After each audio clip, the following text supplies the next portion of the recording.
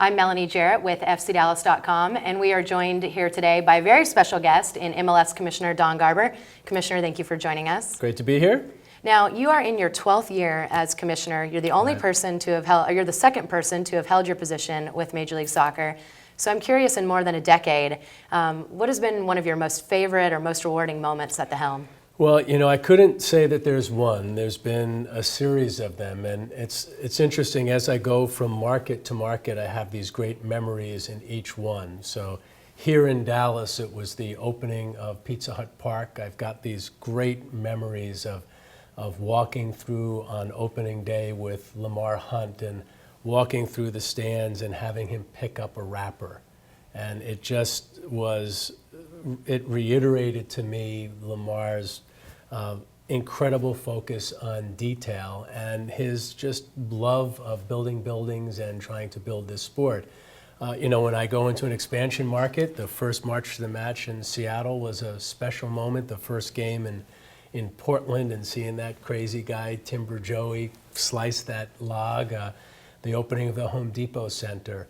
Another great Lamar story was the World Cup in Korea in 2002, and when the U.S. beat South Korea, and Lamar was sitting behind me, as he generally would never be in front of you. He was never in the front of the plane. He was always in the back of the plane, and turning with Mark Abbott, who was the president of the league and still is, and Lamar had a tear in his eye.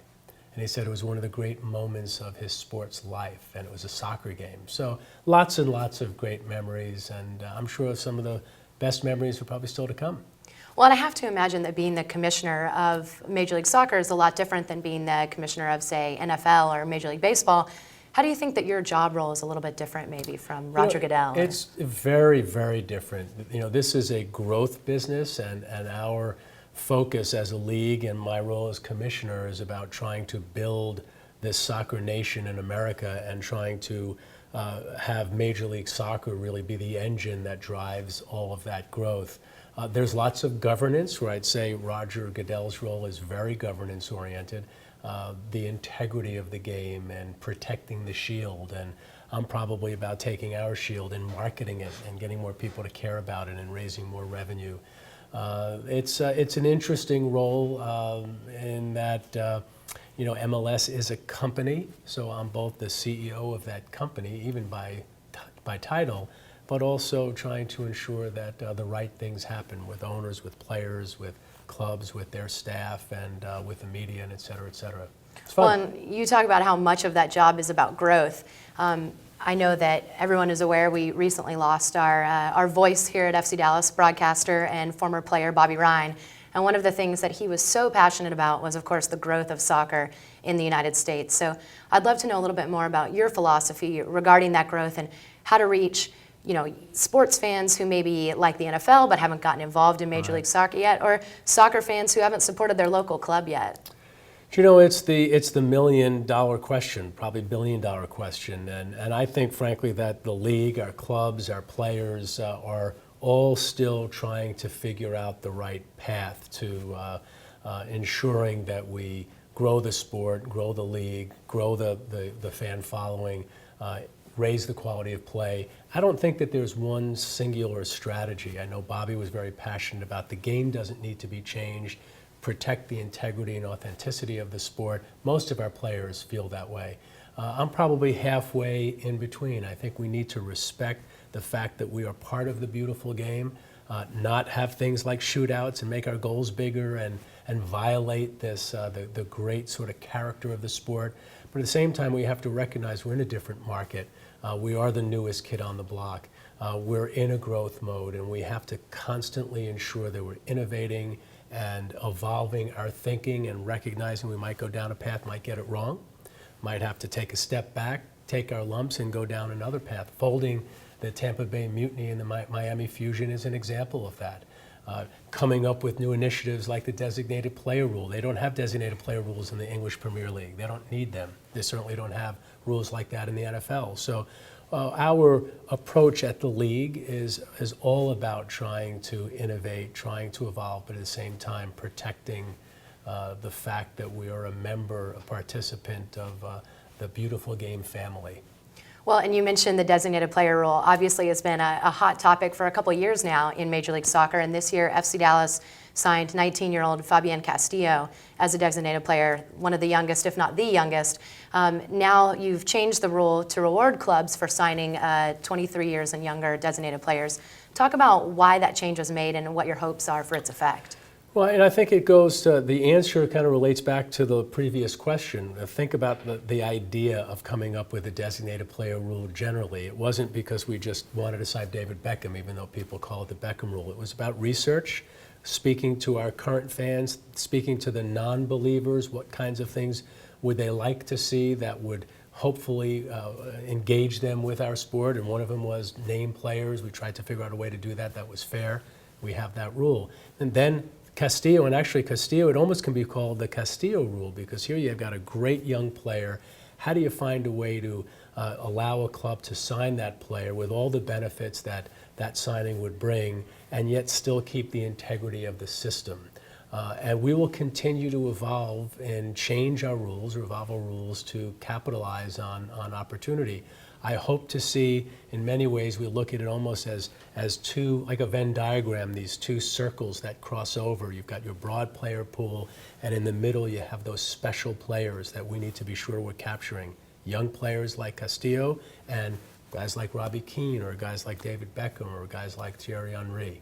Well, and I know for a long time the knock on MLS was, it's a retirement league. But that perception certainly seems to have been shed over the past couple of years, and it seems like maybe this is a step to increase that direction. Yeah, very much. I think you hit it on the head. This is a statement that says to our clubs, let's not just hire guys that are at the latter part of their career. Let's use some of our money, our resources, to try to get the next Thierry Henry. And maybe they can play in Major League Soccer like Landon did for their whole career, for 90% of it, or maybe it's somebody that you have for a while and then they end up moving along. But for sure, I think we've got to get to the point where our star players are coming in at a younger age. All leagues would want to be in that position. Speaking of young talent, Breck Shea is, of course, a storyline that all FC Dallas fans are very excited about this year. And he's had some recent success with the U.S. men's national team. We've had a coaching change with Jurgen Klinsmann. MLS has a very different role in the men's national team than maybe other sports. Talk about what you see MLS's role in the success of the USMNT. Well, it's interesting because we have fewer players on the roster than we've had in other years, yet the league is playing a greater role in terms of the vast majority of the players that are on the team have played in Major League Soccer at some point. I think what the best way of looking at that is look at it as a pyramid, and the team, the actual players are on the top of the pyramid, and Major League Soccer and its academies and all the programs that we have that are driving interest, that are getting a kid that might be a great football player at Frisco or Southlake High School, and he comes to a game and he might say, boy, I'd like to grow up and be Breck Shea, even though soccer might be my second sport. Well, maybe it becomes his first sport. And then he becomes a star, and hopefully become a star for our national team. So it's not just about that player when he gets to that point. It's all the work that needs to happen with our league and our clubs to get that pyramid filled with great, young, talented players. And we're a very, very important part of that overall process. So then it seems like the homegrown players are going to maybe play a big role in that in the next 10 to 20 years. Would you say that? Yeah, our reserve teams, and you guys have a good one that's been successful. Our academies continue to become more and more important. Our relationship with our federation, where we're evolving our rules, like this youth designated player rule, are all intended to try to develop better young players, and the hope is that those players have their citizenship, or they're already citizens in our country, and then ultimately they can become star players for our national team.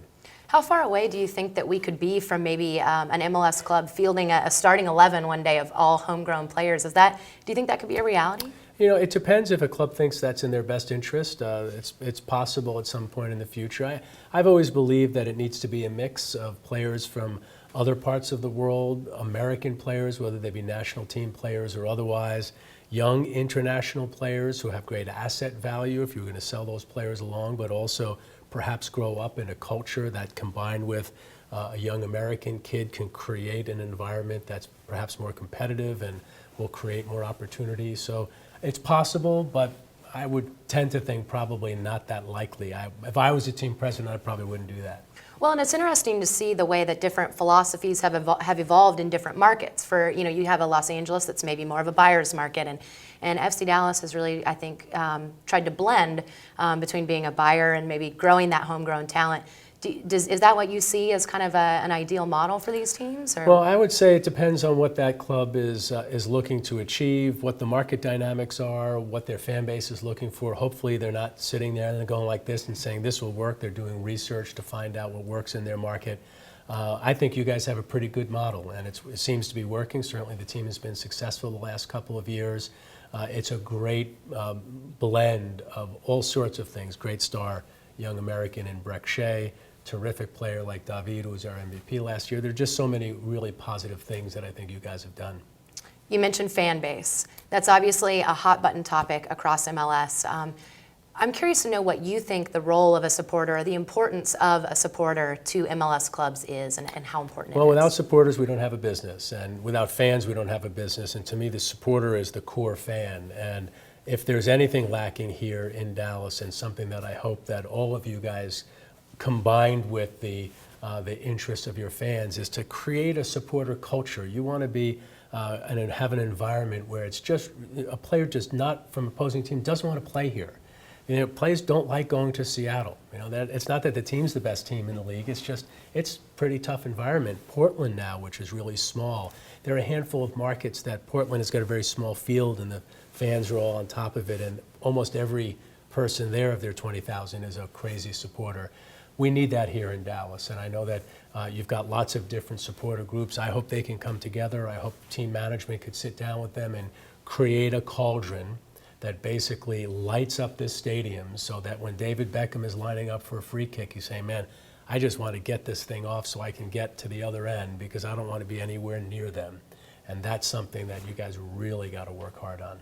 Well, let's say I'm just an average FC Dallas fan, and I'm not a supporter yet. What would you tell me as to why I should become a supporter? If you're going to do it, right? If you're going to be a fan, be a fan. Celebrate that real, passionate, electric, intense feeling that soccer can provide a supporter that no other sport can. So you might be a Cowboys fan and go to that beautiful stadium and you could watch the game on the big screen, but when you're painting your face, when you're banging a drum, when you're standing up and going wild for 90 minutes, that's something that can't really be experienced in any other sport. I think it's what drives the beautiful game. We're getting there in this country, though I would say arguably it's pretty new. I think 10 years from now, 20 years from now, all of our stadiums will be like this, and that really will be the tipping point where fans will look at America and say, boy, we really are a soccer country with a great soccer league. Absolutely. Well, thank you, Commissioner, Great so to much be for here. joining us today. And Thank you. I know FC Dallas fans are excited to see MLS continue to support Lamar Hunt's vision of soccer here in the United States. Thank you. Good to be here. Thank you. And everybody, make sure you keep coming back to FCDallas.com as we continue this series of one-on-one interviews.